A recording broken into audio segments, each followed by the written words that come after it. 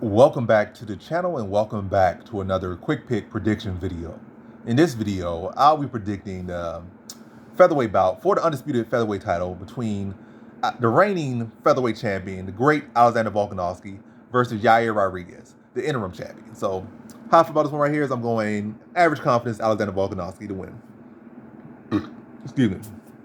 But I feel yeah, Yair definitely is a very interesting guy. Like, you can't ever really feel too confident picking against Yair Rodriguez. He's just such an awkward guy. Also, doesn't help that Volkanovski seems to struggle with kickers. The little bit of time that Holloway was, really introducing kicks so much into his game in that one fight, really, in that second fight, he had so much success. Then he went back to box, like, because he felt like I'm the best boxer in the world. Then gets outboxed by Poirier. He gets outboxed by Volkanovski. I'm the best MMA boxer. I guess he has such a pride in that. Started going back to his hands, and Volkanovski's like, this is so predictable to me. Like, you're good, but I know your game. I study you so well. So, hey, you may overall be a better boxer than me in MMA. Maybe that might be true.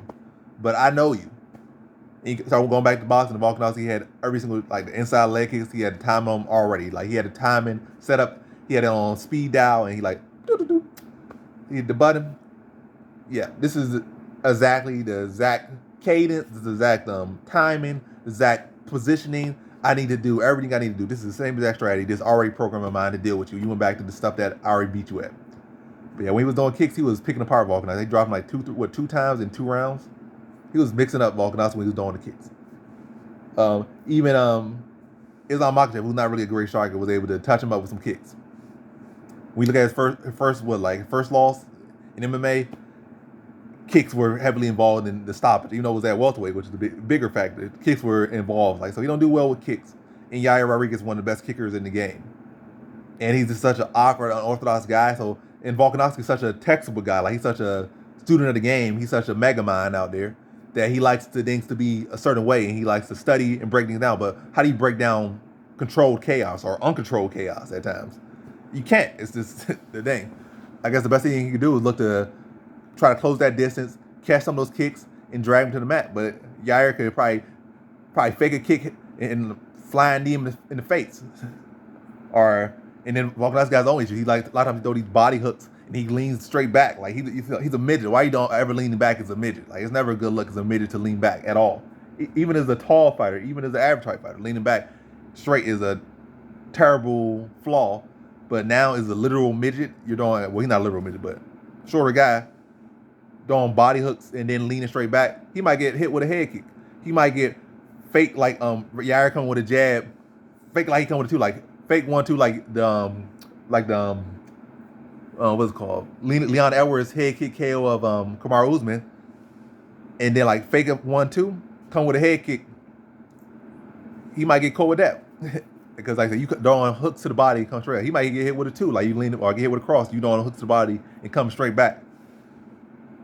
You just do it instinctually, so your brain probably not even all that present while you're doing it. So when you get caught with a shot that's real quick and speed, that's gonna follow you back while you're leaning back, you really ain't gonna be responsive to it and might get knocked out doing that. This is a bad technique on him. So I'm not saying that's all his technique bad, but that's probably one of the biggest flaws in his whole game, and that will leave him susceptible for a head kick. That will leave him susceptible for crosses and straights. Not so much hooks, but crosses, straights, and head kicks could definitely be there. Possibly even body kicks, or leg kicks. Yeah, leg kicks too, because you just leaning back.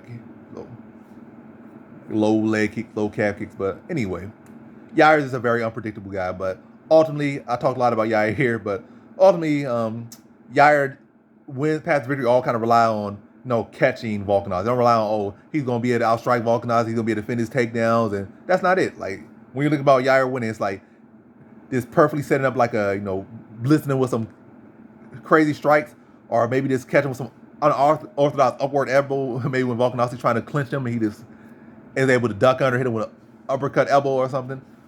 Maybe catch him with a jumping switch knee or something.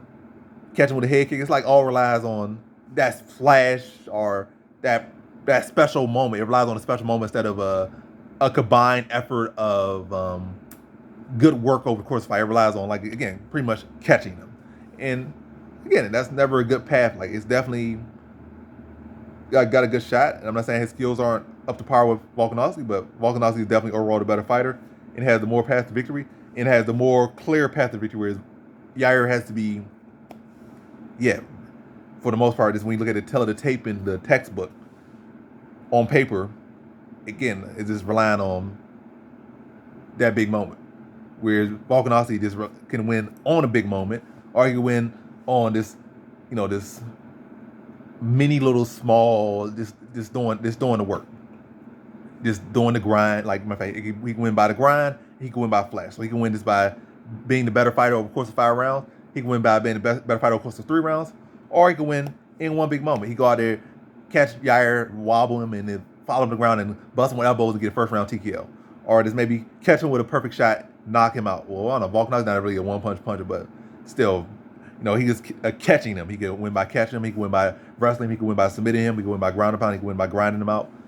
I'm not saying those are all the best packs period, but he definitely can win in the distance, which is good confidence, and he can win by decision, which is good confidence. Yair, decision looking very unlikely, very slim chance. Winning rounds, very slim chance.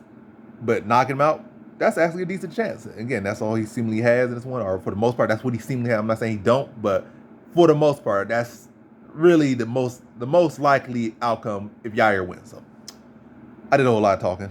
To end the prediction, I'm going to go Volkanovski 4th round TKO. It's going to be a stoppage due to cuts, be able to pressure him, score takedowns, and just really bust him up on the ground.